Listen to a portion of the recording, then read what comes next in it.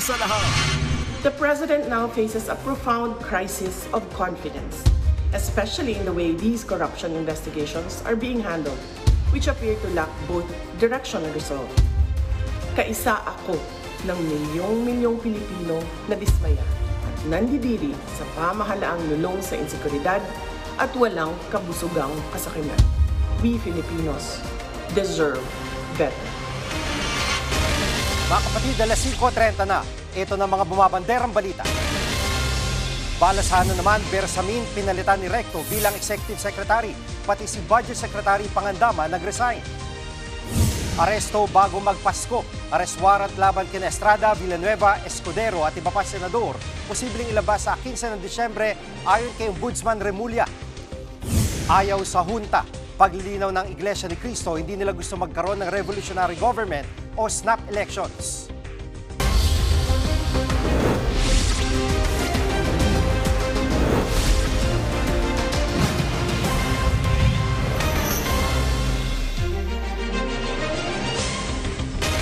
Kapapasok lang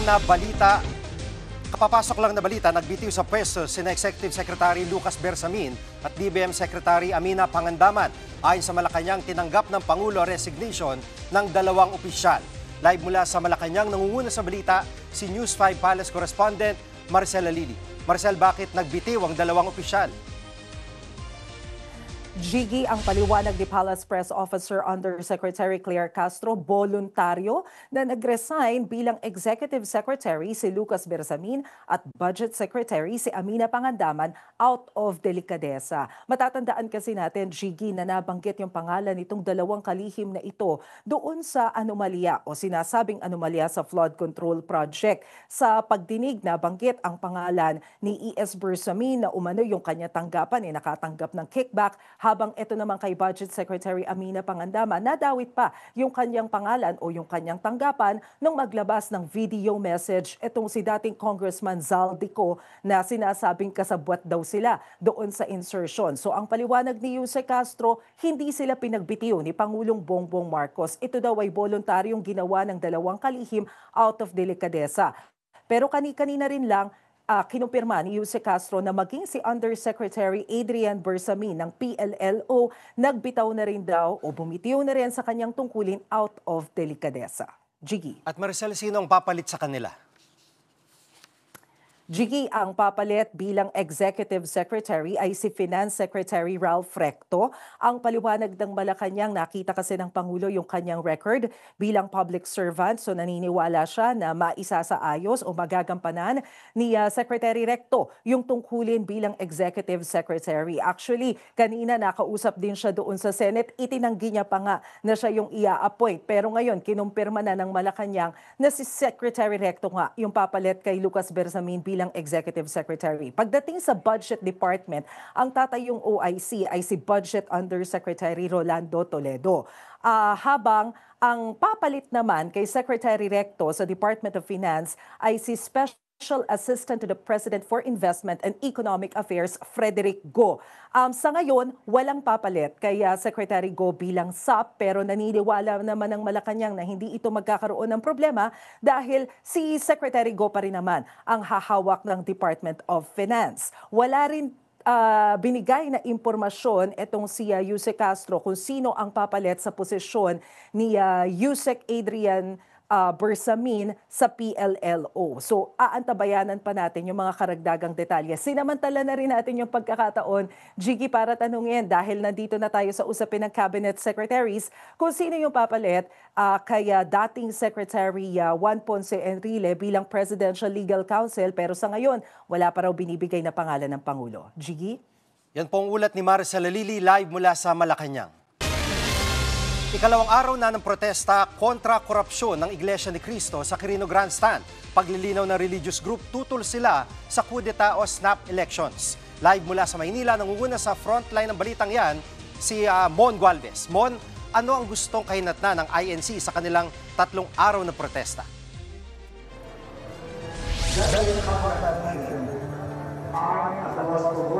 Jiggy, ang gusto lang naman daw mangyari ng mga taga-Iglesia ni Cristo ay mapanagot yung mga dapat managot dito nga sa mga nabibistong katiwalian, lalo na sa mga maanumalyang flood control projects. Nananawagan din sila ng transparency at accountability, maging yung pagpapabuti sa ating demokrasya. Hindi rin daw sila pabor sa revolusyon at maging sa mga snap elections. Pakinggan natin ang pahayag ni Iglesia ni Cristo spokesperson Edwin Zabala. Pilit inaangguluhang ang mapayapang pagkilos na ito ay bahagi raw ng planadong destabilisasyon sa gobyerno. Totoo ba yan? Mulat sa pool at hanggang ngayon po, hayagan tayong nakikipag-ugnayan sa lokal at nasyonal na pamahalaan tungo sa maayos na koordinasyon para sa peace and order. Ipanalangin, ipagpanata, maging mapayapa ang pagkilos nating ito.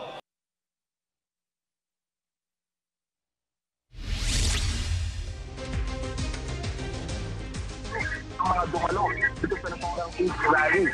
Naglabas nga ng video ang INC sa Facebook para pabulaanan din yan. Pakinggan naman natin ang pahayag ng isang miyembro ng INC na nakausap namin.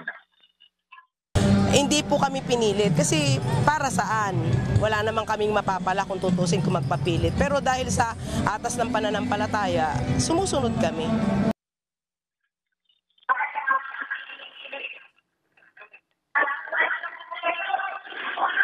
At Mon, ano ang update sa protesta sa People Power Monument?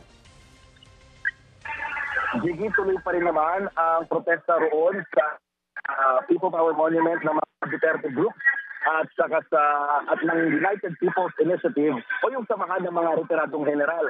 Nagbabala naman ang lokal na pamahalaan ng Quezon City na kukumpiskahin nila ang mga placard na nagpuudyok na pabagsakin ang gobyerno. Kahapon po kay Gigi, may na nagtaas ng placard na Marcos resign. Kabilang na nga dyan yung nagtangkari pumunta dito sa Luneta or sa Quezon Grandstand na hindi pinayagan ng grupo dahil nga labas na ito sa pinakapakay daw ng kanilang ginagawang peace rally na panawagan para sa accountability, transparency, maging hustisya at kapayapaan. Sa mga oras na ito, Gigi, may mga pinapalabas lamang ng mga videos at mga pahayag ng ilang mga miyembro ng INC habang kanina lamang ng salita ng ministro dito nga sa peace rally plus si dating Commissioner Attorney Rowena Gonzon ng COMELEC ay nagbigay din ng pahayag dito nga sa kanilang panawagan kontra korupsyon. Gigi. Yan pong ulat ni Mon Gualvez mula sa Maynila. Muling nagbabala ang DILG sa mga magtatakang pabagsakin ang gobyerno sa gitna ng mga kilos protesta kontra korupsyon. Live mula sa Quezon City, nangunguna sa balita si Brian Castillo. Brian, paano ba masasabi ng DILG kung matuturing ng destabilisasyon ang ginagawang protesta? Jiggy, para kay DILG Secretary John Vic Remulla, kahit daw yung simpleng panawagan na Marcos resign ay halos pwede na maituring na pang-uudyok para pabagsakin ng gobyerno. Kaya paimbestigahan daw niya yung mga individual na may panawagang magbitiw na sa pwesto. Si Pangulong Bongbong Marcos. Tutol naman dyan si Cavite 4th District Representative Kiko Barzaga na isa rin sa mga dumalo sa isinasagawang rally naman sa Maya EDSA People Power Monument. Narito ang pahayag ni Remulla at Barzaga. With the freedom of expression comes a sense of responsibility. So calling an act of sedition is not curtailing, it's dangerous to the state. Diba? Hindi siya abogado, kaya it's all up to his interpretation. He can file cases, but I don't think it will hold up in court.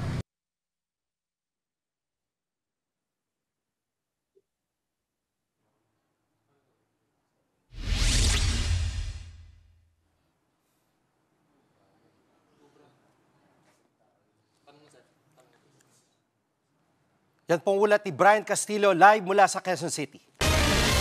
Susunod, warrant sa pares laban sa ilang dawit sa flood control scandal, posibleng ilabas sa December 15 ayon kay Ombudsman Remulla. Diyan lang kayo mga kapatid, dapat una sa lahat.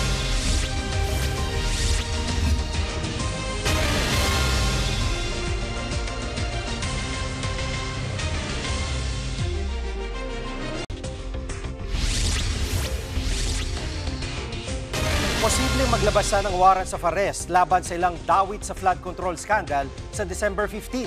Kabilang daw sa mga posibleng paaresto ang ilang dati at kasalukuyang senador. Live mula sa Quezon City, nangunguna sa balita si News 5 mobile journalist Arles de los Santos. Arles, sino-sino mga papaaresto? Jiggy, posible nga na maisyuhan na ng arrest warrant ang mga senador na sina Senator Chis Escudero, Senador Jinggoy Estrada at Joel Villanueva, maging ang dating mga senador na sina Bong Revilla at Nancy Binay. Sinabi yan ni Ombudsman Boying Rimulya sa kanyang panayam kay Christian Esguerra sa Facts First. Bukod sa kanila, posible rin daw na maglabas ng arrest warrant laban kay dating Congressman Zaldico at dating Special Envoy to China na si Maynard Ngu. Baka raw sa December 15 ay inaasahang lalabas na ang arrest warrants laban sa kanila. Nagsasagawa na rin daw ng preliminary investigation ang ombudsman sa mga diskaya na kasama sa mga top contractors na mga flood control projects sa bansa. Dagdag pa ni Rimulya, wala raw sasamtuhin sa pagsasampa ng mga kaso ang kanyang opisina kahit pa karamihan sa mga personalidad na nauugnay dito ay mga kaibigan niya. Babala rin niya sa mga ito sa mga senador na nasangkot na wag nang magtago dahil sa ngayon ay binabantayan na sila ng pamahalaan. Sinabi din ni Rimulya na pinaiimbestigahan na rin sina Senator Mark Villar maging ang dati pang mga senador na sina Sani Angara at dating Senator Grace Poe kung meron nga ba silang kinalaman sa mga maanumalyang flood control projects ng pamahalaan. Jiggy. At Arles, gaano kasigurado si Rimulya sa arrest warrant gayong wala pa nga na formal na kaso? Kumbaga may petsa na siya pero wala pang kaso.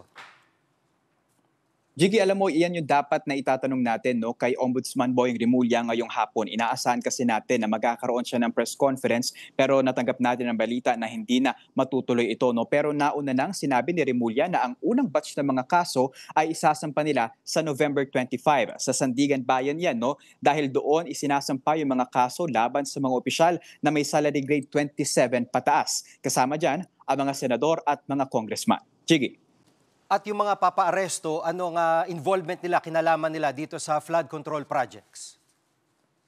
Jiggy, kung matatandaan natin, itong mga senador at mga mambabatas na ito, particular doon kay dating Senate President Chis Escudero, si Undersecretary mismo ng DPWH na dati, si Roberto Bernardo ang nagsabi na nakakatanggap umato ito ng kickback mula sa mga proyekto ng DPWH. Kasama rin dyan sa mga dinawit niya na nakatatanggap umano ng kickback sina dating Senador Revilla at Nancy Binay, maging si Senator Jinggoy Estrada. Si Bernardo ang nagdawit mismo kanila Poe at Villar at Angara. Itinanggi naman na ng mga opisyal na ito ang mga alegasyon ni Bernardo. Pero ibinunyag naman ni dating DPWH Engineer Henry Alcantara na siya mismo ang nag-deliver umano ng 150 million pesos na kickback sa Bukawi, Bulacan para kay Senator Joel Villanueva. Sa ngayon, aabangan pa natin, Jiggy, kung yung ano nga ba yung mga isasampang kaso ng Ombudsman sa Sandigan Bayan sa mga susunod pang araw. Yan muna ang latest mula rito sa Ombudsman. Balik sa iyo, Jiggy. Yan pong ulat ni News 5 mobile journalist Arles de los Santos live mula sa Quezon City.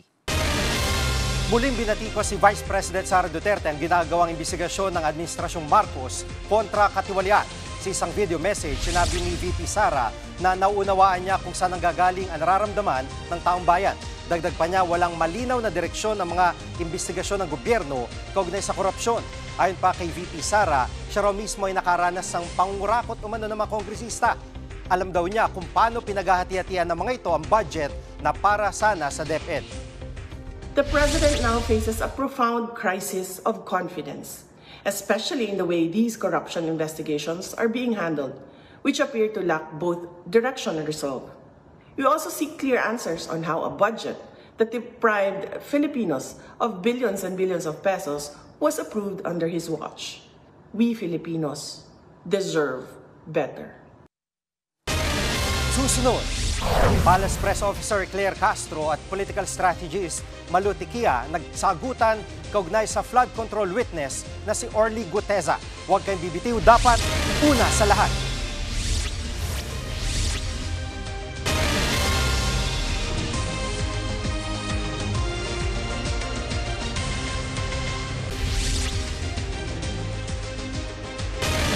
Pinagalitan daw noon ni Pangulong Bongbong Marcos ang pinsan at dating House Speaker na si Martin Romualdez kaugnay sa isyu ng budget insertion. Ayon yan kay Navotas Representative Toby Tiangco. Kwento ni Tiangco sa programang historiko ng One News. Nangyari ito sa isa sa mga pulong nila noong nakaraang taon. Nagalit anya si Marcos dahil nawala ng pondo ang ilang priority projects ng administrasyon dahil sa budget insertions. Sa kaparehong pulong, nangako raw si Romualdez na ibabalik ang pondo sa mga proyekto ng administrasyon. Sinabi ito ni Tiangco kasunod ng aligasyon ni dating Congressman Zaldico na si Pangulong Marcos ang nagutos ng 100 billion pesos na budget insertion. Sinabi rin ni Co na tumanggap ng kickback ang Pangulo at si Romualdez. Pinabulaanan na yan ng Palasyo at ni Romualdez. Sinabi niya na kayo ni Saldi, kinukuha niyo lahat ng pondo, wala na akong napapagawa. Kung ano man yung ginagawa niyo, kalokohan, wala akong kinalaman dyan, wala akong natatanggap dyan. Oh, sabi niya, nakakasira kayo sa gobyerno ko. Martin was the one who told me, then the president texted him daw na change of leadership. Nagsagutan sina Palace Press Officer Undersecretary Claire Castro at political analyst Malu Toquia sa protesta coverage. Special coverage ng News 5 kahapon kaugnay sa flood control witness na si Orly Guteza. Uminit ang usapan ng tanungin ni Toquia si Castro kung may alam siya sa kinaroroonan ni Guteza. Si Guteza ang una nagsiwalat sa Senado na tumatanggap umano ng kickback sina dating Congressman Zaldico, dating Speaker Martin Romualdez. Kamakailan lang nang sabihin ng dating kongresista na si Mike Defensor na nasa proteksyon ng Marine si Guteza na tinanggi naman ng AFP. Nagkaayos din sina Castro at Kia matapos ang programa. Si Guteza siguro alam ni Yuse kung nasan si Guteza. Bakit naman sa akin ibibintang? Baka kayo may alam. Total, kayo naman yata may kakilala dyan. Hindi, ikaw nasa gobyerno eh. Pero teka lang, sino ba nag-present sa kanila? Yung mga kaalyado ko alam kung sino nag-present. Please do not accuse me. Hindi kami nag-present dyan. Baka kaalyado nyo nag-present dyan. Hindi. Ayan ang propaganda. Biro mo ang assertion mo, ako kasama. Eh, ba't mo hinahanap sa akin? Baka alam mo. Alam mo, pag ikaw ang estado, never mind. Well, let's I respect this show. Kami ang inyong mga kapatid sa Balitan at Public Service, dapat una sa lahat. Bangin po ulit kami bukas dito sa TV5, 1PH, RPTV, True TV at 105.9 True FM.